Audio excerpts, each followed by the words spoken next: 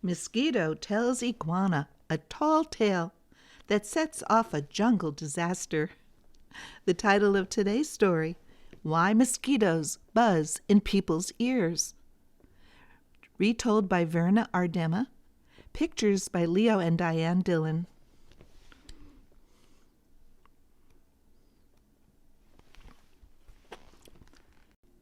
One morning, a mosquito saw an iguana drinking at a water hole. The mosquito said, "Iguana, you will never believe what I saw yesterday." "Try me," said the iguana.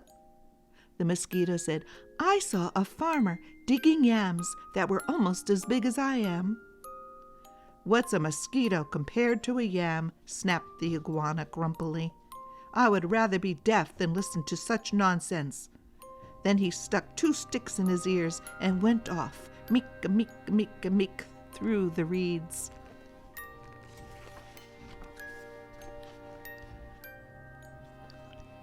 The iguana was still grumbling to himself when he happened to pass by a python. The big snake raised his head and said, "Good morning, iguana." The iguana did not answer but lumbered on, bobbing his head, "Badman, badman." "Now, why won't he speak to me?" said the python to himself. "Iguana must be angry about something. I'm afraid he is plotting some mischief against me." He began looking for somewhere to hide. The first likely place he found was a rabbit hole, and in he went, wussasaw, wussasaw, wussasaw. When the rabbit saw the big snake coming into her burrow, she was terrified. She scurried out through the back way and bounded, crick, across a clearing. A crow saw the rabbit running for her life. He flew into the forest crying, "Caw, caw, caw." It was his duty to spread the alarm in case of danger. A monkey heard the crow. He was sure that some dangerous beast was prowling near. He began screeching and leaping, keely, through the trees to help warn the other animals.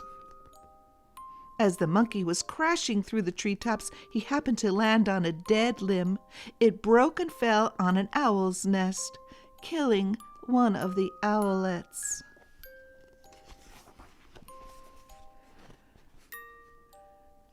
Mother Owl was not at home, for though she usually hunted only in the night, this morning she was still out searching for one more tidbit to satisfy her hungry babies.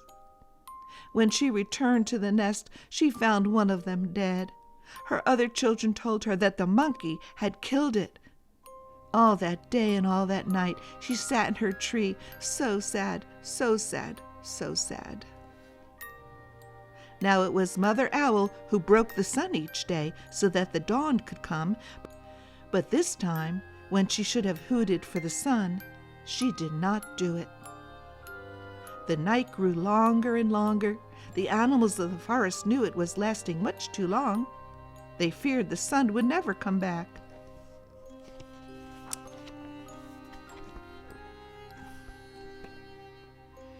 At last Lion King called a meeting of the animals. They came and sat down, pem, around a council fire. Mother Owl did not come, so the antelope was sent to fetch her. When she arrived, King Lion asked, "Mother Owl, why have you not called the sun? The night has lasted long, and everyone is worried." Mother Owl said, "Monkey killed one of my owlets. Because of that, I cannot bear to wake the sun." The king said to the gathered animals, "Did you hear? It was the monkey who killed the owlet, and now Mother Owl won't wake the sun so that the day can come."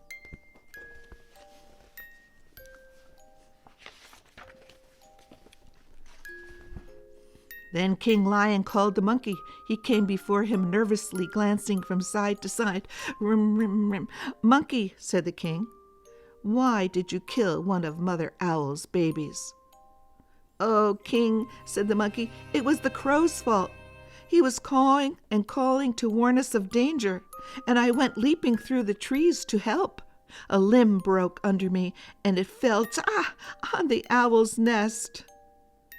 The king said to the council, "So, it was the crow who alarmed the monkey, who killed the owlet, and now Mother Owl won't wake the sun so that day can come."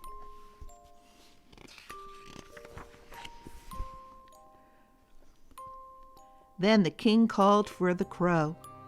That big bird came flapping up. He said, "King Lion, it was the rabbit's fault. I saw her running for her life in the daytime. Wasn't that reason enough to spread an alarm?"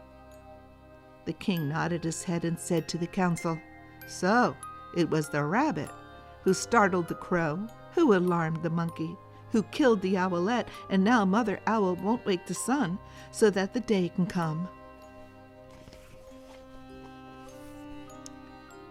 Then King Lion called the rabbit. The timid little creature stood before him, one trembling paw drawn up uncertainly.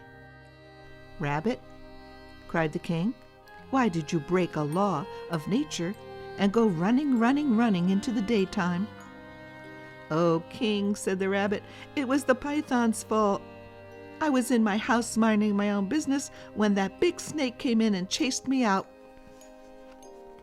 The king said to the council, "So it was the python who scared the rabbit, who startled the crow, who alarmed the monkey, who killed the owlet, and now Mother Owl won't wake the sun so that the day can come." King Lion called the python, who came slithering, wassasu, past the other animals. "But kings," he cried, "it was the iguana's fault. He wouldn't speak to me, and I thought he was plotting some mischief against me. When I crawled into the rabbit's hole, I was only trying to hide." The king said to the council, "So it was the iguana who frightened the python, who scared the rabbit, who startled the crow, who alarmed the monkey, who killed the owlet, and now Mother Owl won't wake the sun so that day can come."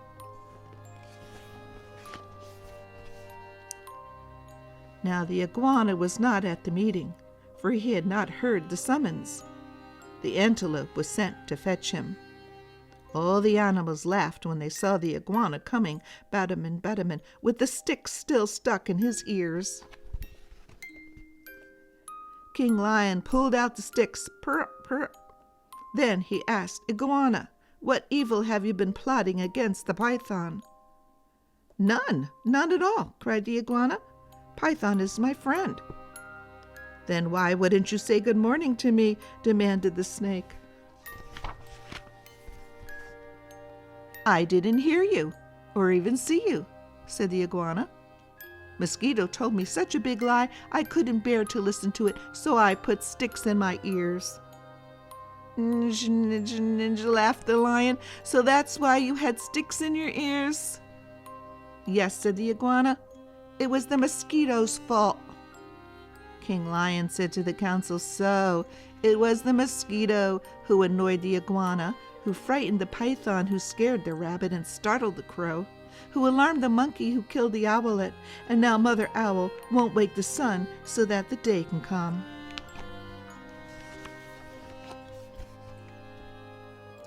"Punish the mosquito! Punish the mosquito!" cried all the animals. When Mother Owl heard that, she was satisfied. She turned her head toward the east and hooted, "Hoo, hoo, hoo," and the sun came up.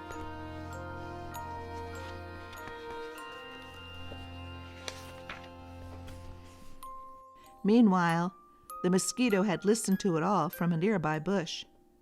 She crept under a curly leaf, and was never found and brought before the council. But because of this, the mosquito has a guilty conscience. To this day, she goes about whining in people's ears, "Zzz, is everyone still angry at me?" When she does that, she gets an honest answer. Pow! Thank you, children. And if you like this story, please subscribe to our channel, and Diana Reads to Us.